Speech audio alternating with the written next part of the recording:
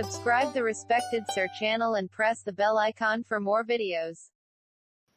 अस्सलाम वालेकुम एवरीवन, एक बार फिर रिस्पेक्टेड सर के चैनल में आने पर खुशामदीद। आज मैं आप लोगों को पढ़ाऊंगा प्रेजेंट इंडेफिनिट टेंस, जिसको हम उर्दू में कहते हैं फ़िलहाल मुतलक। अब प्रेजेंट इंडेफिनिट टेंस की डिफिनीशन क्या होगी, इसको हम कहाँ पर इस्तेमाल करेंगे? सबसे पहले हम इसको डेली यूजेस के लिए इस्तेमाल करते हैं। जो हम रोज़ाना के तौर पर काम करते हैं उसके लिए हम प्रेजेंट इंडेफिनिट टेंस इस्तेमाल करते हैं। फॉर एग्ज़ाम्पल, मैं खाना खाता हूँ, मैं नमाज़ पढ़ता हूँ। अब ये ऐसे काम हैं जो हम रोज़ाना के तौर पर करते हैं। दूसरा, हम इसको हैबिट के लिए इस्तेमाल करते हैं, जो हमारी आदत ही होती है। फॉर एग्ज़ाम्पल, मैं क्रिकेट खेलता हूँ, मैं जिम जाता हूँ। तीसरा, हम इसको क्लियरली फैक्ट के लिए इस्तेमाल करते हैं, जो हकीकी हो। फॉर एग्ज़ाम्पल, इंसान के 2 हाथ हैं, सूरज रोज़ाना तुलू होता है। या आप इसकी डिफिनीशन ऐसा भी कर सकते हो कि वो फ़ेल जिसमें काम करना या होना मौजूदा ज़माने में पाया जाए, उसको हम प्रेजेंट इंडेफिनिट टेंस भी कह सकते हैं। अब हम इसको उर्दू में कैसे पहचानेंगे कि हमारे पास प्रेजेंट इंडेफिनिट टेंस है? तो ऐसे फ़िक्रात जिसके लास्ट में ता है, ती है, ते हैं, ताहूँ वगैरह आएंगे तो वो हमारे पास प्रेजेंट इंडेफिनिट टेंस होगा। अब इंग्लिश में इसकी बनावट क्या होगी? इसके लिए हम एक फार्मूला इस्तेमाल करते हैं, जिसमें हमारे पास सबसे पहले सब्जेक्ट आएगा, फिर उसके बाद वर्ब फर्स्ट फॉर्म आएगा, उसके बाद ऑब्जेक्ट आएगा। अब सब्जेक्ट क्या चीज़ होती है? सब्जेक्ट काम करने वाले को सब्जेक्ट कहते हैं। वर्ब क्या होगी? जो काम हो रहा हो उसको वर्ब कहते हैं। ऑब्जेक्ट क्या चीज़ होती है? जिस पर काम हो रहा हो उसको ऑब्जेक्ट कहते हैं। For example, he goes to market. अब यहाँ पर ही हमारे पास सब्जेक्ट होता है, गोज़ हमारे पास वर्ब होता है, मार्केट हमारे पास ऑब्जेक्ट होता है।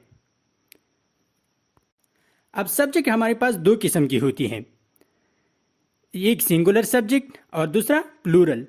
सिंगुलर सब्जेक्ट में हमारे पास ही, शी, एट और सिंगुलर नेम, ये हमारे पास सिंगुलर सब्जेक्ट है। जबकि प्लूरल सब्जेक्ट में हमारे पास दे, वी, आई और plural name. Plural name means हमारे पास एक से ज़्यादा नेम हो। For example, Ali and Zafar, तो इसको हम प्लूरल सब्जेक्ट कहते हैं। सो ऐसे सेंटेंस जिसके सब्जेक्ट सिंगुलर हो तो उसके वर्ब के साथ हम एस और ई एस का इजाफा करते हैं। अब एस का इजाफा हम किस वर्ब के साथ करेंगे और ई एस का? सो ऐसे वर्ब जिसके लास्ट में S, C H, S H, X, O, so ये लास्ट में जब आएंगे उसके साथ हम ई एस का इजाफा करेंगे और बाकी सब के साथ हम एस का इजाफा करेंगे। लेकिन ये हम सिर्फ उस सेंटेंस के साथ करेंगे जिसकी सब्जेक्ट हमारे पास सिंगुलर हो। अगर प्लूरल हो तो उसके साथ हम नहीं करेंगे। फॉर एग्जाम्पल, वो बाजार जाता है, ही गोज़ टू मार्केट। मैं बाजार जाता हूँ, आई गो टू मार्केट।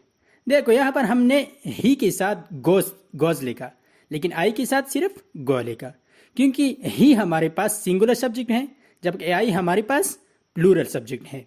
अब मैं एग्जाम्पल के तौर पर कुछ सेंटेंस देते हूँ जिसको हम कन्वर्ट करेंगे इंग्लिश में by the help of formula. वो कपड़े धोती है। देखो यहाँ पर वो हमारे पास सब्जेक्ट है लेकिन सिंगुलर सब्जेक्ट है। कपड़े धोती है, धोने के लिए हम वाश इस्तेमाल करते हैं, वाश।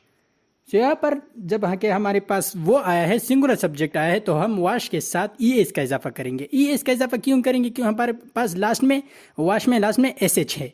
अगर इसके अलावा कोई अवर वर्ड्स था तो हम एस का इजाफा कर देते, लेकिन यहाँ पर हमारे पास एस एच आया है तो इसलिए हम ई एस का इजाफा करते हैं। So she washes the clothes.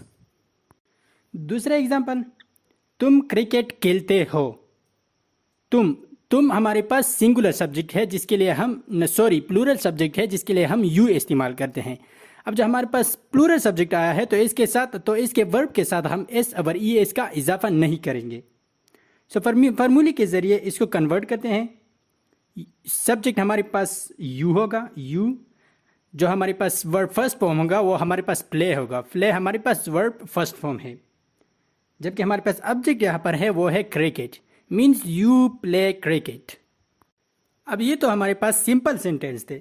अब हम इसकी नेगेटिव कैसे बनाएंगे? नेगेटिव सेंटेंस वो भी उसी तरह सेम है, लेकिन यहाँ पर हम सब्जेक्ट के बाद डज नॉट और डू नॉट का इजाफा करेंगे।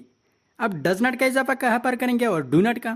सो ऐसे सेंटेंस जिसकी सब्जेक्ट सिंगुलर हो उसके साथ हम डज नॉट लगाएंगे, जबकि ऐसे सेंटेंस जिसकी सब्जेक्ट प्लूरल हो उसके साथ हम डू नॉट का इजाफा करेंगे। लेकिन फिर वर्ब के साथ एस और ई एस का इजाफा नहीं करेंगे। यहाँ पर अगर हमारे पास फॉर एग्जांपल एक नेगेटिव सेंटेंस है, वो स्कूल नहीं जाता, he does not go to school.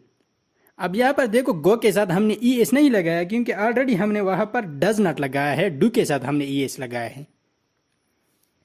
और दूसरा एग्जाम्पल है बारिश नहीं होती, it does not rain. Naveed cricket नहीं खेलता, Naveed does not play cricket. मैं सेब पसंद नहीं करता, I do not like apples. यहाँ पर हमने डू नॉट लगाया क्योंकि हमारे पास सब्जेक्ट प्लूरल आया है, आई हमारे पास प्लूरल सब्जेक्ट हैं। अब इसकी इंट्रागेटिव क्या होगी, सवालिया जुमले। सवालिया जुमले भी उसी तरह उसके लिए भी वही फार्मूला है, लेकिन यहाँ पर हम डू और डज को फिक्रे के स्टार्ट में ले आएंगे, यानी सब फार्मूले के स्टार्ट में ले आएंगे। उसके बाद फिर हमारे पास सब्जेक्ट होता है। इसका फार्मूला कुछ इस तरह होगा कि डू डज फिर सब्जेक्ट फिर वर्ब की फर्स्ट फॉर्म और उसके बाद ऑब्जेक्ट, और ऑब्जेक्ट के बाद सवालिया निशान भी लगाएंगे। अब यहाँ पर डू का इजाफा किसके साथ करेंगे और डज का। वही पुरानी बात है कि जब हमारे पास सिंगुलर सब्जेक्ट हो तो उसके साथ हम डज लगाएंगे, और जब हमारे पास प्लूरल सब्जेक्ट हो तो उसके साथ हम डू लगाएंगे। कुछ एग्जाम्पल मैं देता हूँ। क्या तुम मेहनत करते हो, डू यू वर्क हार्ड। क्या हम मुताला करते हैं, डू वी स्टडी। क्या कुत्ते नहीं भौंकते हैं, do the dog not bark. So ये था हमारे पास present indefinite tense. I hope आप लोगों ने एंजॉय किया होगा। अगर वीडियो पसंद आई है तो उसको लाइक ज़रूर करना, अगर चैनल पर नए आए हो तो उसको सब्सक्राइब कर देना। सो फिर मिलेंगे इंशाल्लाह नेक्स्ट क्लास में, जिसमें हम प्रेजेंट कंटिन्यूस टेंस पढ़ेंगे। तब तक के लिए अल्लाह हाफिज़।